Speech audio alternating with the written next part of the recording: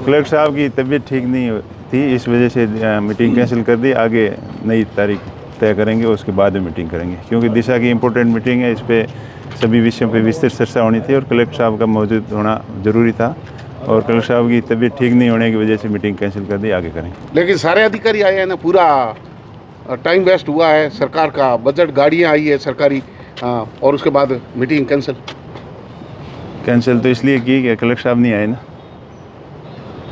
तो ये पहले से पता था या एकदम नहीं, अचानक? पहले से कल तो डिसाइड था कि मीटिंग होनी है, और आज सुबह ही उनकी तबीयत खराब हुई। मुझे तभी पता चला, नहीं तो पहले ही मना कर देते। कल पता होता तो कल ही मना कर देते, आगे करेंगे मीटिंग। साहब, ये मैसेज पहले ही आ चुका था या उसके बाद मैसेज आने के बाद, आप यहाँ आने के बाद आपको पता चला कि यहाँ पर कलेक्टर साहब और एसपी साहब मौजूद नहीं है? नहीं, मैसेज तो मेरे पास अभी रास्ते में था, तभी आया था कि मीटिंग, कलेक्टर साहब की तबीयत ठीक नहीं है और मीटिंग आपको करनी है। तब मैंने बताया कलेक्टर साहब की तबीयत ठीक नहीं है, कलेक्टर साहब ठीक हो जाएगी तभी मीटिंग करेंगे।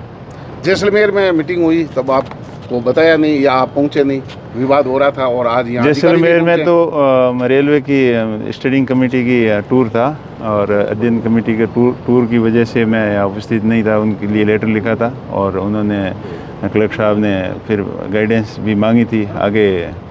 MP जोधपुर को भी उन्होंने बोला था, लेकिन उन्होंने बिना मौजूदगी में करवा दी मीटिंग। वैसे सत्ता पक्ष के आप नहीं हैं, इसलिए बार बार ऐसा हो रहा है या ये एक सामान्य घटना है? देखिए, बीमार तो कभी भी हो सकते हैं। आज तो कलेक्टर साहब तो वैसे तबीयत खराब होने की वजह से ऐसा हो गया था, बाकी वैसे कलेक्टर साहब तो ठीक है यहाँ, और सबको को साथ में लेके चलते हैं।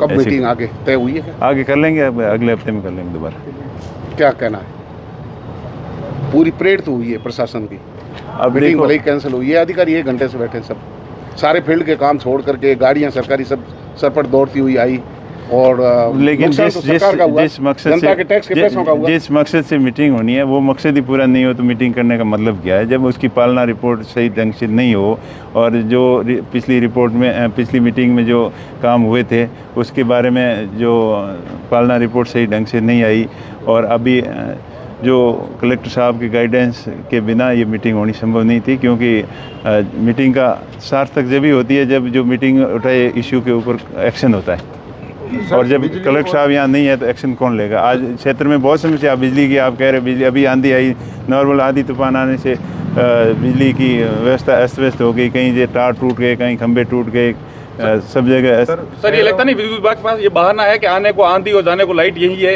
पश्चिमी राजस्थान में, क्योंकि पिछले कई लंबे समय से बिजली की शिकायतें जो है वो सब तक पहुंच रही है, लेकिन यहाँ पर बिजली के नाम पर शून्य नजर आ रहा है। बिल्कुल ढिलाई बढ़ती जा रही है, अच्छी क्वालिटी के काम नहीं होने की वजह से। थोड़ा सा आंधी तूफान आने से खंभे पोल गिर जाते हैं और लोगों को तकलीफ में रहना पड़ता है, और अफसरों को बहाना मिल जाता है कि अभी आंधी आ गई, मौसम ख़राब हो गया, ट्रांसफार्मर जल गए, लाइन टूट गई। लेकिन सही ढंग से अगर मॉनिटरिंग करें और सही ढंग से काम करें तो लोगों को तकलीफ नहीं आए। पानी की भयंकर समस्या है। JJM के अंदर भी बहुत ज़्यादा अनियमितताएँ हुई है, सही समय पर काम नहीं हुआ, सही प्लानिंग नहीं होने की वजह से लोगों को पानी पीने की बहुत किल्लत आई, और अभी इंद्र भगवान की मेहरबानी हुई तो थोड़ी बहुत लोगों को राहत मिली, लेकिन अभी भी JJM के काम में बहुत ज़्यादा ढिलाई चल रही है। जहाँ काम हुए हैं वहाँ भी पानी नहीं आ रहा है, खाली कागजों के अंदर फॉर्मेलिटी ज़्यादा हुई है। सोलर प्लांट के मोरूडे बोल के रातों रात ही ये प्रकृति के साथ छेड़खानी का, खेजड़ी उजाड़ने का परिणाम है क्या?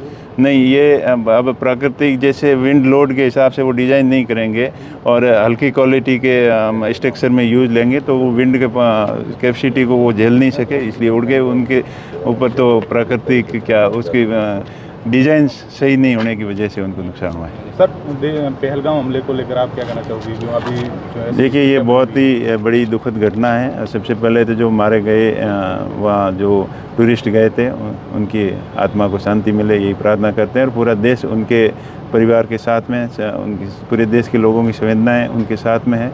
और ये बहुत ही कायराना हमला है, और 20-25 साल बाद में ऐसा बड़ा आतंकवादी हमला हुआ जो आम लोगों को टारगेट किया, जिससे टूरिस्ट हैं, जो देश के आम लोग हैं, उनके ऊपर ये कायराना नीयत से जो लोगों के ऊपर कायराना हमला है और हम कड़ी से कड़ी शब्दों में निंदा करते हैं। और पूरा देश आज सरकार के साथ में है। विपक्ष हो चाहे सत्ता पक्ष हो, देश का प्रत्येक नागरिक सरकार के साथ में खड़ा है कि उनके खिलाफ सख्त से सख्त एक्शन ले और उनके खिलाफ कड़ी से कड़ी कार्रवाई करे, ताकि दोबारा ऐसी हरकत करने की हिम्मत नहीं रखे आतंकवादी सर, संगठन। हनुमान बेनीवाल धरने पर बैठे हैं इतने दिनों से, कह रहे हैं कि एसआई भर्ती को रद्द कर देना चाहिए। आप क्या कहेंगे कि एसआई भर्ती में कितना घपला हुआ है और कितने लोग इधर के भी प्रभावित हुए अपने इलाकों के? देखिए, एसआई भर्ती के अंदर गड़बड़ियाँ हुई है, उसके खिलाफ जांच भी चल रही है। और इसी बीजेपी सरकार ने ही बोला था जब सत्ता चुनाव के टाइम कि जब हम सत्ता में आएंगे तो भर्ती रद्द कर देंगे, तो बड़े बड़े मगरमच्छों को पकड़ेंगे, ये करेंगे वो करेंगे। उनकी ये खाली खोखली बातें थी, उन्होंने कुछ एक्शन किया नहीं। और हनुमान बेनीवाल जी, आपको लगता है कोई मगरमच्छ हाथ में आया अभी तक? ऐसा कुछ नहीं लगा है, वो तो सख्त कार्रवाई हुई नहीं है तो कहाँ से आएगी? भर्ती को लेकर व्हाइट हाउस भी चर्चाओं में है। देखिए, वो उनका व्यक्तिगत मामला है, जो उसकी विस्तृत जांच होगी तभी पता चलेगा कि कौन इसके अंदर इन्वॉल्व है और कौन नहीं है। मैं तो इतना ही कहना चाहूँगा कि जो बड़ी बड़ी घोषणाएं कर रहे थे, बड़े बड़े वादे कर रहे थे कि हम सत्ता में आने से ऐसा कर देंगे वैसा कर देंगे, तो उन्होंने कुछ भी नहीं किया है, इसलिए लोग धरने पे बैठे हैं।